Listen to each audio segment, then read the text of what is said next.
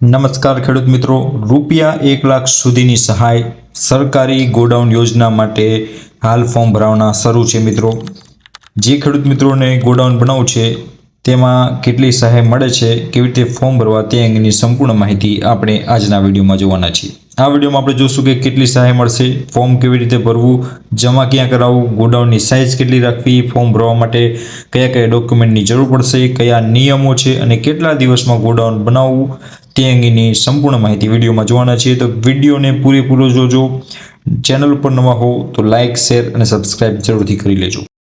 તો મિત્રો, શરૂઆત કરીએ કેટલી સહાય મળશે। તો વાત કરીએ કુલ ખર્ચની, તો કુલ ખર્ચના 50% અથવા તો ₹1,00,000 બંનેમાંથી જે ઓછું હોય છે તે મળવાપાત્ર હોય છે। ઉદાહરણ તરીકે આપણે 2 લાખનું ગોડાઉન બનાવ્યું છે તો તેમાં આપણને 50% લેખે ₹1,00,000 મળવાપાત્ર છે। હવે વાત કરીએ અરજી કેવી રીતે કરવી અને ક્યાં કરવી। તો ઓનલાઈન આઈ ખેડૂત પોર્ટલ ઉપર જઈને અરજી કરી શકો છો। તમારી રીતે પણ ગ્રામ સેવક પાસે જઈ અને વીસી પાસે જઈ તમે અરજી કરાવી શકો છો અને અરજી કરવાની છેલ્લી તારીખ 27 છે। ત્યાર પછી વાત કરીએ નિયમો અને શરતોની। તો પૂર્વ મંજૂરી લેવી ફરજિયાત છે। મંજૂરી મળ્યા પછી જ ગોડાઉન બનાવવાનું શરૂ કરવાનું છે, એ પહેલાં શરૂ કરવાનું નથી। પૂર્વ મંજૂરી મળ્યા બાદ 150 દિવસની અંદર ગોડાઉન બનાવવાનું રહેશે। પોતાની જમીનમાં ઓછામાં ઓછું 330 ચોરસ ફૂટમાં ગોડાઉન બનાવવાનું રહેશે। તો આ શરતો છે જેને આપણે ધ્યાનમાં લેવાની છે।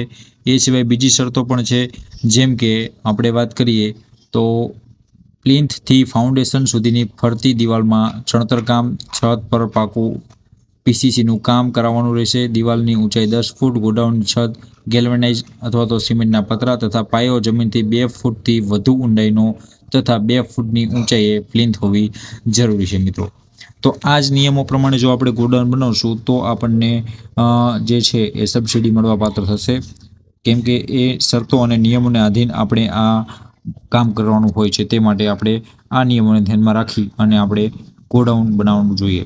ત્યાર પછી વાત કરીએ તો કયા કયા ડોક્યુમેન્ટની જરૂર પડશે। તો અરજીની જે અરજી કરેલી છે તેની પ્રિન્ટ કાઢી તેમાં સહી સિક્કા હોવા જોઈએ। જાતિનું પ્રમાણપત્ર જો લાગુ પડતું હોય તો એ 7/12/8 ઉતારા, બેંક પાસબુકની નકલ અથવા તો રદ થયેલો ચેક, આધાર કાર્ડની નકલ તથા બાંધકામ માટે સાધન સામગ્રી માટે જે બિલ આપણે લીધું છે, એટલે કે જે ખર્ચ થયો છે તે બિલની પાવતી હોવી જોઈએ અને ડિક્લેરેશન તેમાં હોવું જોઈએ મિત્રો।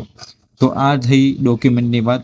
હવે વાત કરીએ કે ડોક્યુમેન્ટ સાથે કયા કયા ફોટા લગાવવાના છે। તો ગોડાઉન બનાવ્યું હોય તે ખાલી જગ્યાનો ફોટો, એટલે પહેલાં જે પ્લોટ છે તેનો ફોટો, પાયાનું કામ પૂર્ણ કર્યું હોય તેનો ફોટો, પ્લિન્થ લેવલ સુધી કામ પૂર્ણ થયું હોય તેનો ફોટો, કામ પૂર્ણ થયા પછી લાભાર્થી સાથે ગોડાઉનનો ફોટો અને 50ના સ્ટેમ્પ પર નોટરી, અને ત્યારબાદ ફોટાની સાઇઝ દરેકમાં 4/6ની સાઇઝ રાખવાની છે મિત્રો।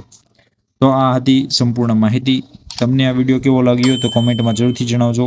વિડીયો ગમે તો લાઇક, શેર અને સબસ્ક્રાઇબ કરવાનું ભૂલશો નહીં।